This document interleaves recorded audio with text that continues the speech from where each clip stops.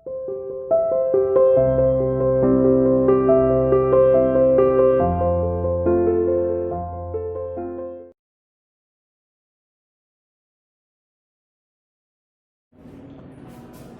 To CR international school online classes.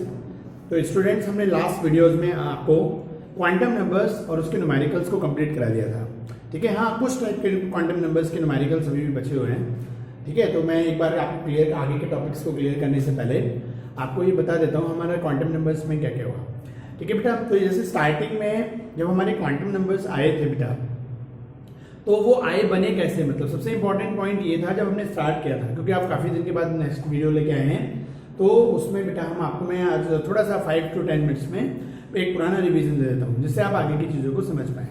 और जैसे मैंने आपसे पहले भी बोला था कि हमारा जो रदरफोर्ड मॉडल की जो ड्रॉबैक है, जो बोर मॉडल ने दूर करी, बोर ने अपने मॉडल में दूर करी, वो बेटा किस पे डिपेंड है, वो हमारे क्वांटम नंबर्स पे ही, क्वांटम थ्योरी पे बेस्ड है। तो क्वांटम थ्योरी की याद करिए बेटा, शुरुआत किस बात पे हुई थी? तो क्वांटम थ्योरी की शुरुआत ही इस बात पे हुई थी बेटा कि हमें जो एटम है, एटम में जो इलेक्ट्रॉन न्यूक्लियस के अराउंड रिवॉल्व करते हैं, इज इट क्लियर? तो वो उनकी जो मतलब डिफरेंट इलेक्ट्रॉन्स होते हैं, तो ईच इलेक्ट्रॉन की जो रिवॉल्विंग इलेक्ट्रॉन होता है उसकी एटम में पोजीशन क्या है, इज इट क्लियर? और उसका घूमते हुए इलेक्ट्रॉन है तो बेटा उसकी एनर्जी होगी, बेटा उसका मोमेंटम होगा।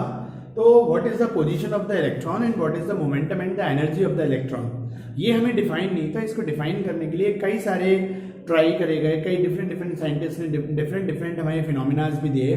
ठीक है ना बेटा?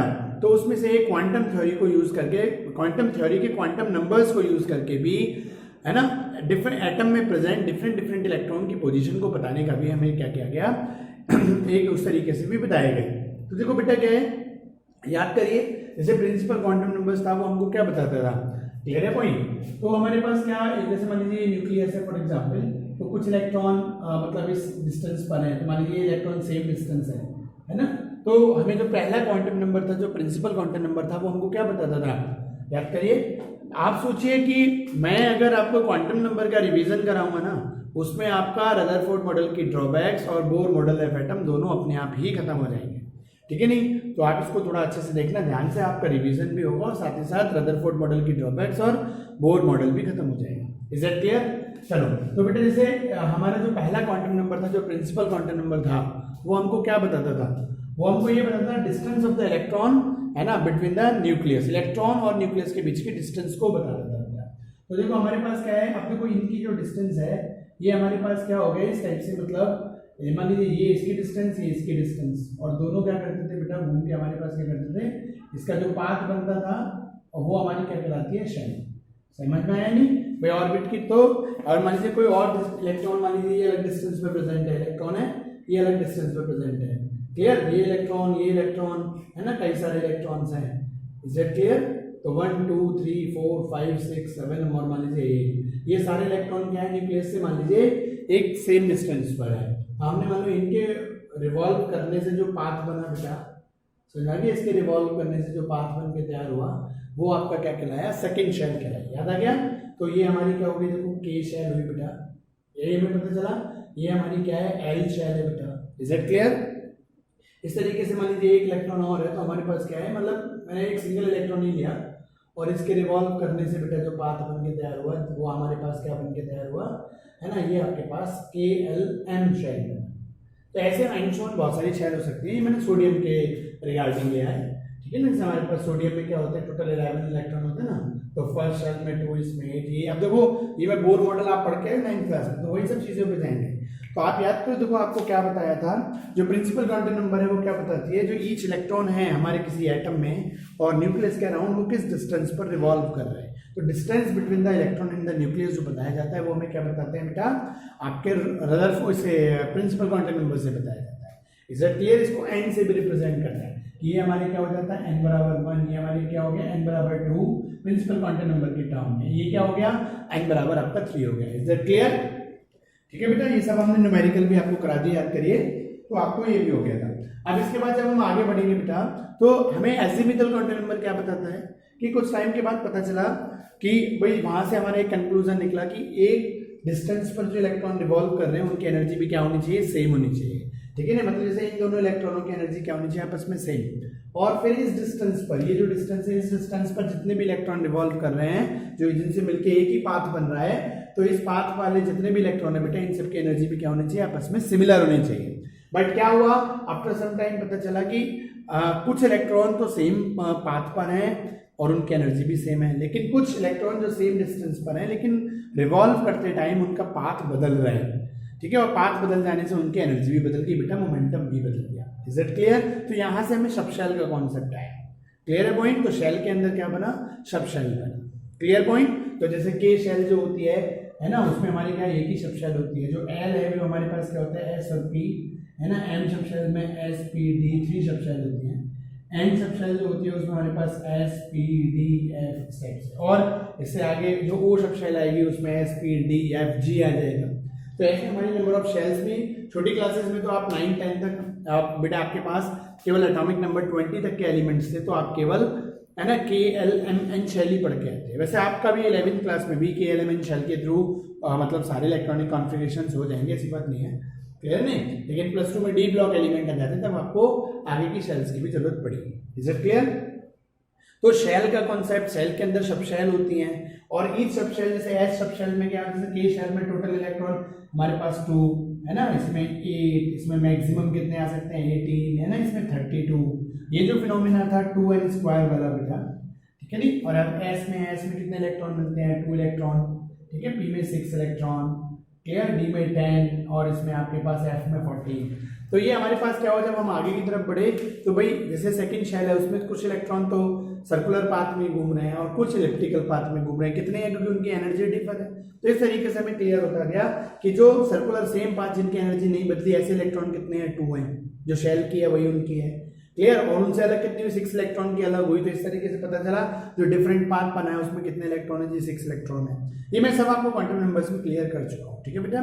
फिर क्या हुआ, जैसे मान लीजिए अब हमारे पास एक शेल का सब शेल का पाथ बन गया, तो ये इलेक्ट्रॉन कभी एक्स एक्सिस में, कभी वाई में, कभी जेड में। जैसे पी है, पी में P X P Y P Z है ना, डी में D X Y Y Z Z X, अलग अलग प्लेन और वो बन जाते हैं। Z clear? समझ में आ गया बेटा? तो इस तरीके से हम आगे बढ़ते हुए, हाँ चलिए, ये इस तरीके से बेटा हमने पढ़ाया आपको। क्लियर है? और उसके बाद हमारे पास जो एक ऑर्बिटल आया उसमें जो इलेक्ट्रॉन्स थे है ना, वो एक 1 orbital contain 2 electron. Each orbital, चाहे वो एस की हो, चाहे पी की ऑर्बिटल हो, चाहे डी की हो, है ना। तो वहां पर हमारे सामने क्या होता है बेटा, ईच ऑर्बिटल कंटेन 2 इलेक्ट्रॉन्स।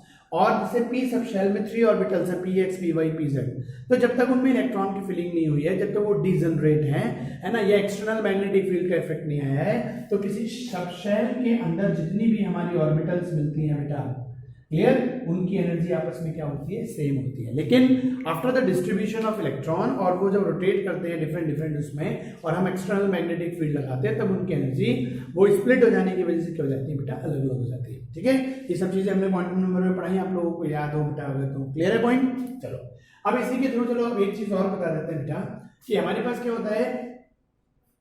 मैं आज चलिए ये बोर, इसीलिए फिर हमने न्यूमेरिकल्स कराए। जैसे हमारे पास n बराबर प्रिंसिपल क्वांटम नंबर n बराबर 3 है ना, तो उसमें कितनी सब शेल होंगी, कितनी बेटा सब शेल के अंदर ऑर्बिटल होंगी, l की वैल्यू क्या होंगी, m की वैल्यू क्या होंगी, है ना। या आपको ऑर्बिटल्स का नोटेशन दिया हुआ है जैसे dxy, तो उसके लिए क्वांटम नंबर क्या होगा। ठीक है नहीं बेटा? इस तरीके से हमने मतलब ऑर्बिटल दी हुई है तो क्वांटम नंबर बताइए, क्वांटम नंबर दिया हुआ है तो ऑर्बिटल को मेंशन करिए, है ना। ऑर्बिटल ये पॉसिबल है कि नहीं, क्वांटम नंबर पॉसिबल है कि नहीं, इस तरह के हमने सारे न्यूमेरिकल्स आपको करा दिए।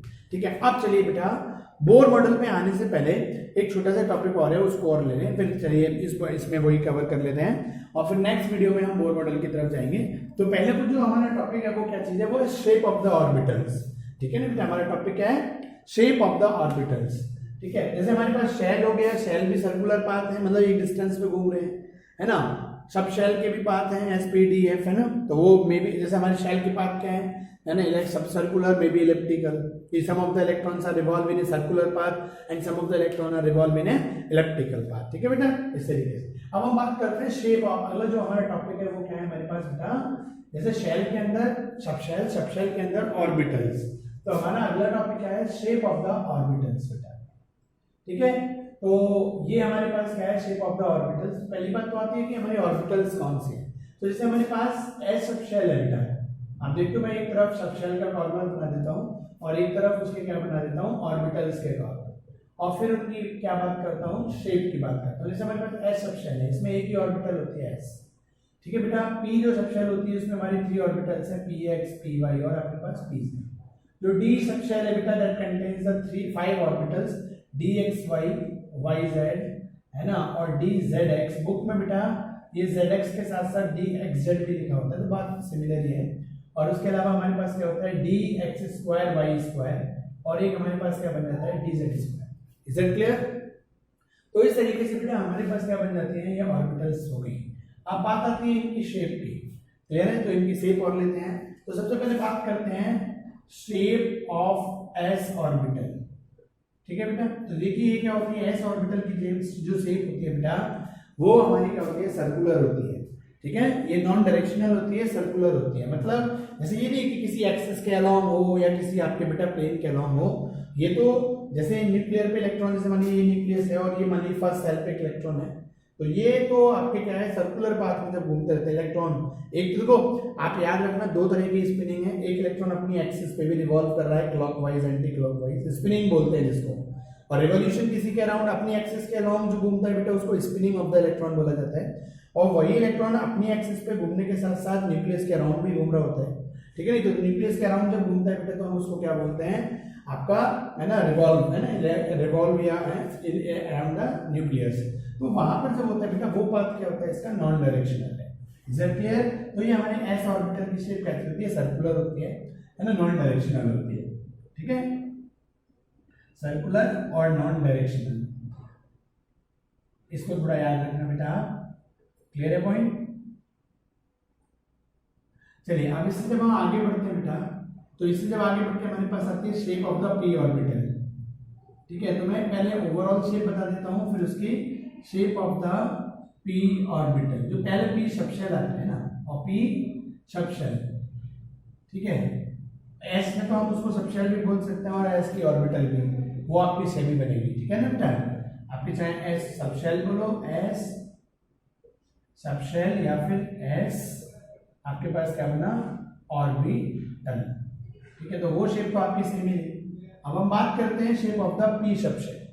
तो जो हमारी पी सबशेल की शेप होती है बेटा वो क्या होता है एक्चुअली ये हमारे पास जैसे एक सर्कुलर हमारी एस वाली शेप है ना, और एक दूसरी जो एस वाली शेप है बेटा ये इसका नोडल पॉइंट कहा जाता है, ठीक है ना। नोडल पॉइंट है ना, या नोड भी बोलते हैं हम इसको, नोडल सेंटर, नोडल पॉइंट, ये कई सारे नाम होते हैं।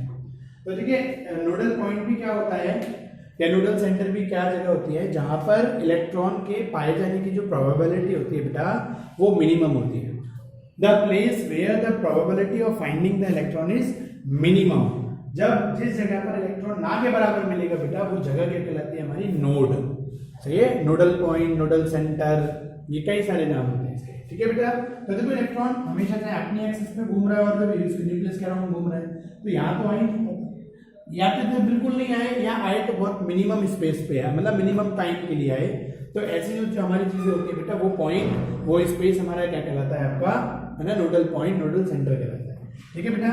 तो इस तरीके से हमारे पास क्या बन गया ये चीज हुई। अब क्या होता है जब दो एक्सिस होती है बेटा तो धीरे धीरे इनमें क्या होता है जैसे इसका न्यूक्लियस है और इसका न्यूक्लियस है।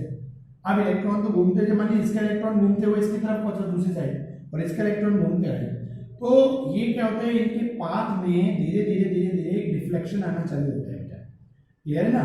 एक डिफ्लेक्शन आना चालू होता है दोनों के, और धीरे धीरे करके बेटा क्या होता है ये जो हमारी शेप होती है जैसे मान लो पहले धीरे बनी तो इस हिसाब से करते हुए ये इस हिसाब से बन जाती है, क्लियर, और इस हिसाब से बनते हुए आपके पास ये बन जाती है इस टाइप से, क्लियर। अब ये दोनों एक टाइम के बाद क्या बन जाती है दोनों इस टाइप से आपस में दोनों का नोडल पॉइंट जुड़ते हुए आपस में इस टाइप से इसकी क्या हो जाती है शेप। जो पी की सबशेल की शेप होती है वो क्या होगी इस टाइप से, आपके पास एक लूप इसका ये बनता है और एक दूसरा लूप क्या बन जाता है ये। तो ये और यहाँ पर ये जो सेंटर है इसको हम क्या बोलते हैं नोडल पॉइंट या नोड, ठीक है बेटा। ये हमारी पी की मतलब कहने का 2s ऑर्बिटल जो होती हैं 2s ऑर्बिटल जो होती हैं इनकी शेप में थोड़ा सा डिफ्लेक्शन आता है, चेंजेस आता है, वेरी है ना, और आपस में मिलते हुए क्या बन जाती है पी, और ये जो इसका सेंटर है ये आपका क्या होता है पी सब शेल का नोडल पॉइंट। अब देखो क्या होता है, इलेक्ट्रॉन घूमते हुए यहाँ है, थोड़ी देर बाद यहाँ आएगा, थोड़ी देर बाद यहाँ आएगा, घूमते घूमते यहाँ आएगा। तो ये जो पॉइंट है यहाँ तो इलेक्ट्रॉन मिनिमम टाइम के लिए आएगा, बहुत ना के बराबर टाइम के लिए, ठीक है ना बेटा। तो दैट पॉइंट है ना, that space is called nodal point of the P sub shell. Clear है पॉइंट? चलिए अब बात आते हैं, ये तो कि पी सब शेल की शेप होगी, क्लियर है। तो अब हम इसमें जब आगे बढ़ते हैं, अब भाई पी सब शेल में हमारे पास क्या है, पी एक्स है, पी वाई है, पी जेड है ना, ये ऑर्बिटल्स हैं।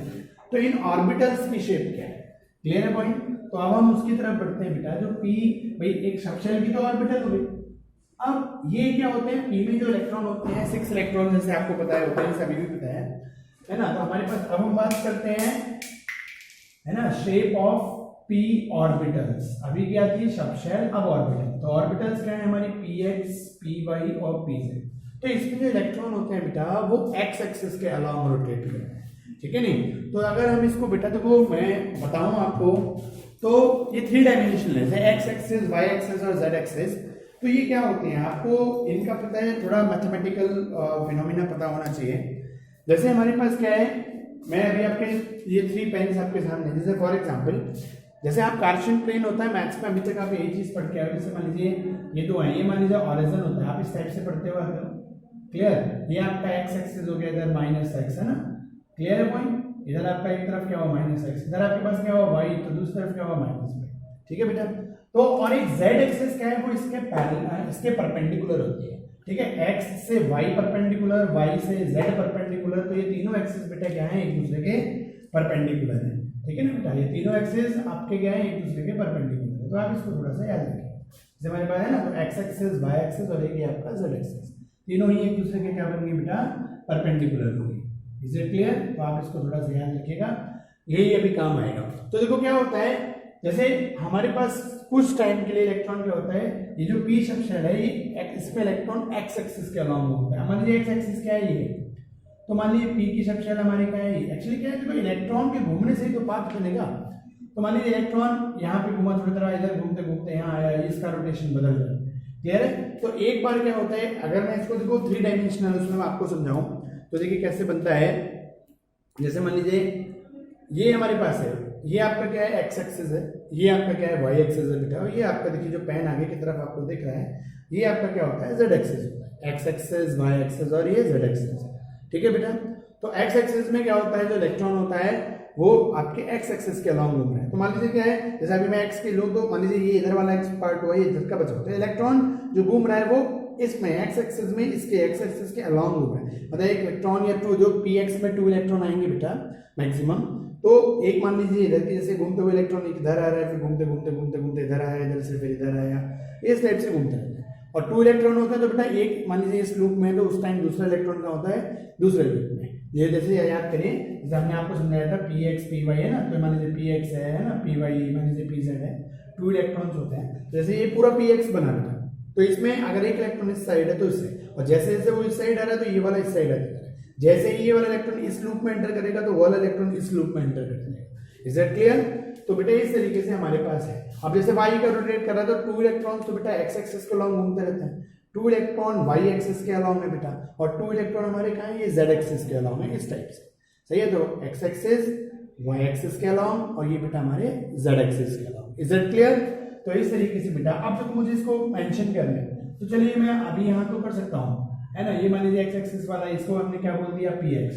तो जो इलेक्ट्रॉन इस एक्स एक्सिस के अलाउंग रोटेट करता है, वो सेकंड शेल के पी के हो बेटा, या थर्ड शेल के पी के हो, या है ना किसी भी शेल के। अब जब फर्स्ट शेल में पी होती ही नहीं है तो वहां पे ये नहीं होगा, सेकंड शेल से पी स्टार्ट होती है, ठीक है ना बेटा। चलो आगे से मेरे पास बेटा ये भी एक्स एक्सिस है बेटा, ये मान लीजिए वाई एक्सिस है ना, वाई और एक्स एक्सिस। मैथमेटिकल कार्शियन प्लेन में मतलब इनको माइनस से रिप्रेजेंट कर देते हैं, लेकिन है तो पूरी क्या, एक पूरी ही एक्स एक्सिस है, नहीं, ठीक है ना। अब जब इलेक्ट्रॉन वाई एक्सिस के अलाउंग है तो हमारे पास क्या बन गया, ये बन गया।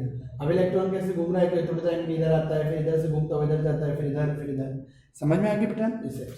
अब बात आई मैं जेड एक्सिस को किस तरीके से रिप्रेजेंट करूं, क्लियर पॉइंट आती है, मैं जेड एक्सिस का रिप्रेजेंटेशन कैसे करूं।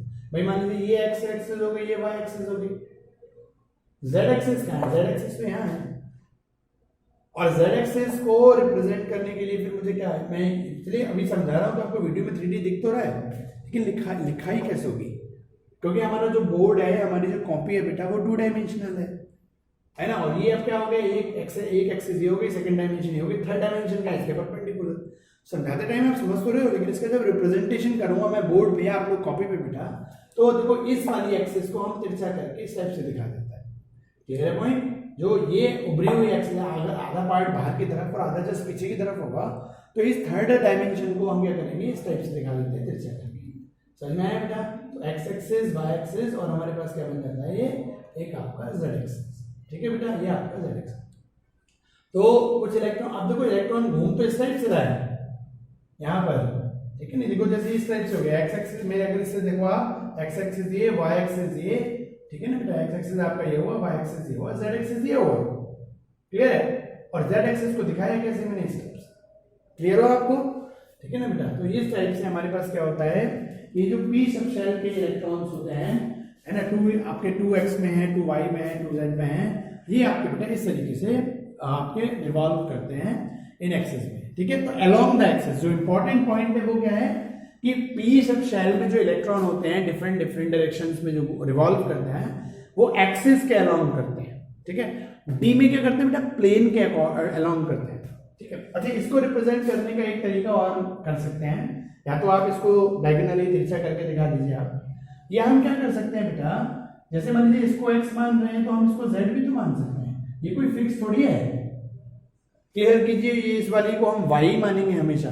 जैसे फॉर एग्जांपल हमारे पास ये जो 3 वो हैं सब शेल्स, ठीक है ना बेटा, जैसे मान लीजिए x हो ये y हो गई, तो ये कोई किसी ने नामकरण थोड़ी कर दिया कि इसी को परमानेंटली हम x मानेंगे, इसको y मानेंगे, इसको z मानेंगे, ऐसा कुछ नहीं। आप इसको x मान लीजिए तो आप इसको y मान लीजिए तो ये z हो जाएगा।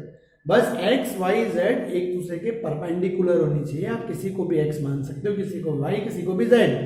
बट अब टीचर, स्टूडेंट, साइंटिस्ट जो भी पढ़े उनका एक रिप्रेजेंटेशन कॉमन सा रहे, इसलिए इसको क्या फिक्स कर दिया गया जी, x, इसको y, इसको z। वैसे कोई भी कुछ भी हो सकती है, ये भी x हो सकती है, ये y हो सकती है, ये z हो सकती है, या ये x हो सकती है, ये y हो सकती है, ये z हो सकती है, इसमें कोई इशू नहीं है बेटा। ठीक है बेटा, तो एक इसका तरीका क्या है, देखो फॉर एग्जाम्पल मैंने इसको तो x मान ही लिया, ठीक है ना बेटा, अब मैंने z इसको माना और आपका y इसको माना, तो जब z इसको माना मैंने, देखो x की पैरेलल हो गई, ये z हो गया, ये आपका y हो गया, तो मैं इसको ऐसे भी तो रिप्रेजेंट कर सकता हूँ। आगे भाई इसमें इलेक्ट्रॉन रिवॉल्व कर रहा है घूमते हुए। Is it clear? तो इस तरीके से बेटा हमारे पास क्या है, आप मान सकते हो इनको। क्लियर है? अब हम बात करते हैं बेटा नेक्स्ट उसमें जो हमारी है डी का। तो पी की शेल्स की मतलब shape of the P orbitals में तो आप लोगों को बच्चों को कोई इशू नहीं है बेटा, ठीक है नहीं। चलिए अब हम नेक्स्ट उसमें बात करते हैं डी सब शेल की। क्लियर? तो देखो मैं इसको आपको मतलब पहले इस सब शेल में ऑर्बिटल्स में एस की तो सब शेल भी है ऑर्बिटल भी है, ठीक है ना बेटा। अब इसमें 2 इलेक्ट्रॉन होते हैं, तो हमारे पास 2 इलेक्ट्रॉन क्या हो जाएंगे इस टाइप से। अब जैसे पी में 1 पी ऑर्बिटल जो ओवरऑल तो 6 होते हैं, लेकिन 1 पी ऑर्बिटल कंटेन 6 इलेक्ट्रॉन और 1 px कंटेन 2, तो एक px में इधर, जैसे इसमें 2 इलेक्ट्रॉन एक इधर है ना, आपके पास मान लीजिए एक इस साइड तो दूसरा इस साइड है ना, इसमें इधर तो दूसरा इधर, इसमें एक इधर है तो आपका इधर, तो ऐसे ये 2 px pz के हुए, तो ये ऑर्बिटल लो, ये भी आपकी क्या हो गई pz, ये भी आपकी क्या हो गई pz, ये हमारी क्या हो गई py और ये हमारी क्या हो गई px। ठीक है बेटा, तो इस तरीके से हमने आपको शेप ऑफ द ऑर्बिटल्स को क्लियर किया। अब चलिए बात करते हैं बेटा हम डी सब शेल की ऑर्बिटल्स, ठीक है, shape of the D orbitals, ठीक है। तो हमारे पास इस डी को लेंगे shape of the D orbitals, तो वो हमारे पास पहले ऑर्बिटल कौन सी होते हैं, D X Y, D Y Z, D Z X, या फिर इसको क्या लिखते हैं हम D X Z, D X square Y square और डी जेड स्क्वायर। ठीक है बेटा, ये हमारी डी की ऑर्बिटल्स है ना। अब इसको हमें मेंशन कर इनकी शेप फॉर्म बताना है, ठीक है नहीं, तो हमने इस तरीके से तो कोई पूरा क्लियर ही कर देते हैं, सारा ही क्लियर करते हैं क्योंकि डी के ऑर्बिटल्स हैं। तो हमारे पास इसको चलिए अब हमारे पास बात करते हैं हम इसकी। तो देखिए वही वाली बात, ये प्लेन पे बेस्ड है बेटा, ये किस चीज पे बेस्ड है, प्लेन पे, जैसे डी एक्स वाई और एक प्लेन हमारे पास क्या हुआ मान लीजिए, ठीक है ना, डी वाई जेड, और एक प्लेन हमारे पास क्या है डी, है ना, ZX और करके हम कह सकते हैं DXZ। तो मान लीजिए ये एक्सिस, अभी जैसे मैंने आपको थोड़ी देर पहले बताया किसी भी एक्सिस को कोई मान सकते हो, तो एक एक्स एक वाई, ये मान लीजिए आपके पास क्या है, ये वाई है, तो मैंने इसको क्या मान लिया, आपके पास z मान लिया। एक्स कौन सी मान लूंगा मैं, इस टाइप से मान लूंगा, एक्स में ये मान लूंगा, ठीक है ना बेटा, इस टाइप से। हाँ मान लीजिए मुझे ये देखना है, तो मैंने इसको एक्स मान लिया और ये क्या हो गया मेरा z, ठीक है ना बेटा, ये आपके पास क्लियर है भाई। इस केस में मैं क्या मान लूंगा आपके पास, चलिए मैं इसको पूरे कर लेता हूँ x। इस केस में मैंने इस एक्सिस को x माना तो इसको z माना, y कौन सा होगा, ये वाला, ठीक है। यहाँ मैंने इसको z माना, क्लियर है पॉइंट, तो ये हमारा y हो गया, तो x कौन सा हो गया, ये वाला। इसमें मैंने x इसको माना तो y ये हो गया बेटा, ठीक है। तो इस तरीके से x y z एक्सिस जो है, पहले इन तीनों की बात करके लेके चलते हैं बेटा। तो हमारे पास देखो क्या है, जो d में इलेक्ट्रॉन रिवॉल्व करता है वो एक्चुअल में प्लेन के अलाउंग करता है। प्लेन क्या होता है, area between two axis, that is called plane, ठीक है नहीं बेटा। तो हमारे पास जैसे क्या है, ये y एक्सिस है, ये z एक्सिस है, तो इसके बीच का प्लेन क्या हुआ हमारा, ये क्या, ये नहीं है, देखो y और z, ये भी y एक्सिस है, ये z है, क्या ये y z प्लेन नहीं है, ये भी है बेटा, क्लियर है पॉइंट। ये भी हमारे पास क्या है, ये भी y z, ये d y z, ठीक है। इसको भी थोड़ा सा मैं d y z, वो d x y, clear point. अब ये क्या है, देखो ये मान लीजिए y एक्सिस ये z है, तो ये क्या हमारे पास y z नहीं है, ये सभी तो y z है बेटा, क्लियर पॉइंट। तो अब हमारे जो d के इलेक्ट्रॉन होते हैं, अच्छा पहले मुझे, अच्छा इन सबको बताने से पहले मुझे एक चीज और बतानी चाहिए आपको। जैसे मैंने वहां पे शेप ऑफ p ऑर्बिटल बताया था, याद करो पहली बार है ना, shape of p sub shell, ठीक है बेटा। तो वो हमारे पास क्या बना था, इस टाइप से बना था ना। ऐसे ही जो डी सब शेल की शेप होती है बेटा, क्लियर पॉइंट, पहले वो भी तो देखो, वो क्या होती है, वो होती है हमारी इस टाइप से। इसको मैं थोड़ा सा क्लियर कर देता हूँ, है ना। तो पहले तो डी की सब शेल आनी चाहिए, फिर उसके हम डी की ऑर्बिटल्स के देखेंगे। तो हमारा एक लूप ये हुआ और दूसरा लूप बेटा इसके परपेंडिकुलर। तो कहने का मतलब आप सिंपल तरीके से अगर आप एक मैनर बनाए याद करने का कि एस कैसी होती है, एक सर्कुलर शेप होती है, क्लियर। 2s से मिलके एक p बना और 2p ऑर्बिटल से मिलके क्या बन गया, एक d बन गया, मतलब याद करने के लिए, ठीक है ना बेटा। तो इस तरीके से हमारे पास d की जो शेप होती है वो इस टाइप से होती है, क्लियर। अब 2 इलेक्ट्रॉन्स हैं, अगर एक इधर होगा तो एक बार इधर होगा, घूमते घूमते ये इलेक्ट्रॉन थोड़ी देर बाद कहाँ पहुंच जाएगा, इधर, है ना। तो मतलब ये वाला अगर इधर पहुंचा तो ये वाला कहाँ पहुंच जाएगा, इधर, रहेंगे एक दूसरे के आमने सामने। इलेक्ट्रॉन इधर है एक, तो एक इधर है, ये दोनों, फिर अलग ये वाला घूमते हुए इलेक्ट्रॉन इसमें पहुंच गया, तो ये घूमते हुए कहाँ पहुंच जाएगा, इसमें, ठीक है नहीं बेटा। तो ये पहली चीज समझ में आई आपको, shape of the D sub shell. अब इसकी ऑर्बिटल्स की बात करते हैं, ठीक है। अब इसमें 4 लूप है, तो हमें डी वाई जेड प्लेन की बात करें तो 4 लूप, 4, इसमें भी आप 4 चीज, 4 प्लेन, मतलब जो वाई जेड प्लेन है ओवरऑल ये पूरा ही वाई जेड प्लेन है, यहां से लेके यहाँ, तो इसके भी कार्टेशियन प्लेन के अकॉर्डिंग 4 पार्ट्स बन रहे। ईच लूप में बेटा क्या होगा, एक लूप इधर, एक लूप इधर, एक लूप इधर, दूसरा लूप इधर, आगे पॉइंट समझ में क्लियर है। तो इलेक्ट्रॉन घूमते घूमते यहाँ से यहाँ जाएगा, यहाँ से यहाँ जाएगा, एक इलेक्ट्रॉन इधर से इधर आएगा, इधर से इधर आएगा, समझ में आ गया बेटा, क्लियर है पॉइंट। ऐसे देखो डी एक्स वाई प्लेन है, तो ये 4 लूप जो होंगे हमारे, एक हमारे पास कहाँ गया है, एक्स वाई प्लेन में गया, तो दूसरा लूप भी ये भी एक्स वाई प्लेन में है, ये भी एक्स वाई प्लेन है बेटा, तो ये भी है। इलेक्ट्रॉन यहाँ घूम रहा है, घूमते घूमते इधर है, इधर से इधर गया, इधर से इधर, फिर इधर से इधर, ये चारों लूप में इलेक्ट्रॉन घूमता है, समझ में आ गया बेटा। तो इस तरीके से जो डी एक्स वाई प्लेन, तो यहाँ इलेक्ट्रॉन जो घूमता है बेटा वो एक्सिस के अलोंग नहीं घूमता, ठीक है नहीं। जैसे मान लीजिए अगर मैं पेन के डायग्राम से बताऊं आपको, ठीक है नहीं, तो जैसे ये मान लीजिए एक्स वाई प्लेन में, तो इलेक्ट्रॉन एक बार यहाँ, जैसे पी में क्या था बेटा, पी में इलेक्ट्रॉन इस टाइप से घूम रहा था एक्सिस के अलोंग, यहाँ प्लेन ये है बेटा, तो इलेक्ट्रॉन प्लेन में घूम रहा है, प्लेन के अलोंग घूम रहा है, समझ में आया बेटा। ये थोड़ा शेप की चीजें हैं ये आपको, तो यहाँ प्लेन के अलोंग घूम रहा है, वहाँ एक्सिस के अलोंग घूम रहा था, ये थोड़ी डिफरेंस है। तो हमारे पास ये बना, तो डी एक्स वाई मतलब आपको 4 लूप होते हैं बेटा, है ना। तो चारों लूप को एक ही प्लेन के जो 4 पार्ट होते हैं उसमें बना दिया, एक यहाँ बना। जैसे डी एक्स जेड या डी जेड एक्स प्लेन है, तो देखो ये क्या X axis Y Z axis के बीच का प्लेन, तो एक लूप इधर है, दूसरा लूप इधर है, तीसरा लूप इधर, फोर्थ लूप इधर, ठीक है बेटा। इस तरीके से ये 4 के 4 लूप्स आपके कहाँ आ गए, डी जेड एक्स प्लेन में आ गए। अब हम बात करते हैं बेटा किस चीज की, जो हमारी 2 प्लेन और बचे बेटा, वो कहाँ है, वो कैसे बनते हैं सारी चीजें उसको और देखते हो। तो हमारे पास मान लीजिए एक प्लेन हमने ये लिया, ठीक है, ये मान लीजिए एक्स एक्सिस है, ये भी आपके पास क्या है वाई एक्सिस है, ये वही आपके पास वाई, क्लियर। और एक मैं आपके पास लेता हूँ इधर से, मान लीजिए ये आपका क्या है जेड एक्सिस है,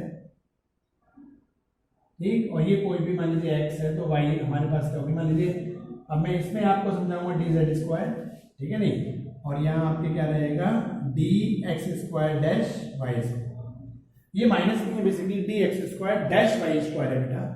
तो इस पे देखो अब हम क्या करेंगे, ये बेसिकली क्या है, दो ऑर्बिटल्स हैं, डी एक डी एक्स वाई और एक डी एक्स वाई, मतलब ये डी एक्स वाई और डी एक्स वाई जो प्लेन है हमारा, ठीक है। अब देखो इन दोनों में याद रखना, जहां आपके पास स्क्वायर में है ना, वहां फिर हमारी ऑर्बिटल्स कहाँ हैं, एक्सिस के अलोंग है। तो देखो इसमें भी क्या है हमारे पास डी एक्स वाई, तो एक ऑर्बिटल डी में ये रहा है ना, वाई में ये रहा, क्लियर। और दूसरा भी क्या है, यही एक और डी एक्स वाई है, D X Y D X Y, तो हमारे पास एक डी ये रहा एक्स और एक हमारे पास कहाँ हो गया वाई।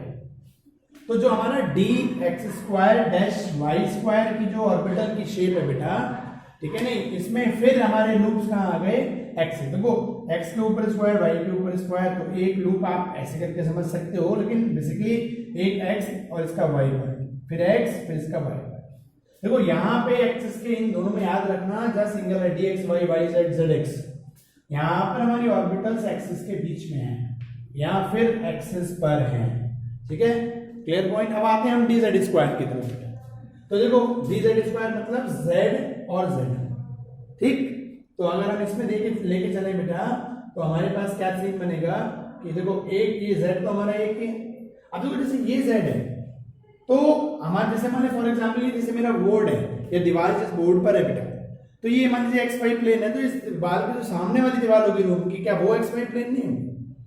पॉइंट समझ रहे हो ना, क्लियर है पॉइंट। तो ऐसे ही मतलब एक जेड एक्सिस ये है, तो एक जेड एक्सिस यहाँ पर है, तो एक जेड एक्सिस ये और एक जेड एक्सिस ये, तो ये एक जेड एक्सिस एक जेड एक्सिस, मतलब ये वाई एक्सिस तो इसके पैरेलल वाई एक्सिस, क्लियर है ना, एक एक्सिस है तो इसके पैरेलल एक्स एक्सिस, क्लियर है पॉइंट। ये एक्स एक्सिस के पैरेलल इधर एक एक्स एक्सिस आ गई, तो एक जेड दूसरा जेड, इन दोनों के बीच का एरिया क्या कहलाएगा, जेड जेड प्लेन।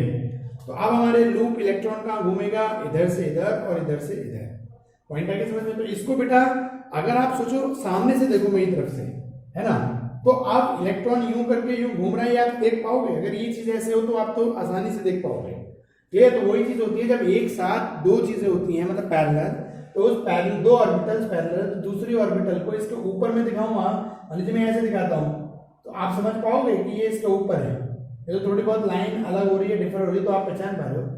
तो एक ऑर्बिटल और उसके ओवरलैप होती है दूसरी, तो उसको सर्कल से रिप्रेजेंट करते हैं, ये एक रिप्रेजेंटेशन बनाया गया। तो ये हमारी तो जेड स्क्वायर में क्या करोगे, पहले एक जेड एक्सिस के अलाउंग बनाओगे, देन उस पर एक सर्कल, मतलब एक ये या दूसरी भी इसी के पर, ठीक है, क्लियर पॉइंट। तो ये इस तरीके से बेटा आपके पास क्या हुई, shape of the D orbitals, ठीक है बेटा। चलिए, तो जैसे हमने बेटा आपके पास भाई देखो हमारे पास सेल आए, सब शेल आए, तो हाथ के ऑर्बिटल्स भी आ गया। तो बोर मॉडल की तरफ बढ़ने से पहले इसीलिए मैंने पहले क्या करा, इस टॉपिक को ले लिया। वैसे मैं पहले इस वीडियो में तो बोर मॉडल को लेना था, कैसे क्वांटम नंबर की थ्योरी से हमारी रदरफोर्ड की प्रॉब्लम दूर हुई बोर मॉडल ने, ठीक है। चलिए कोई नहीं, वो नेक्स्ट वीडियो में लेंगे। तो आपको ये शेप ऑफ द ऑर्बिटल्स की एक बार प्रैक्टिस करना आप लोग, ठीक है। Okay, thank you.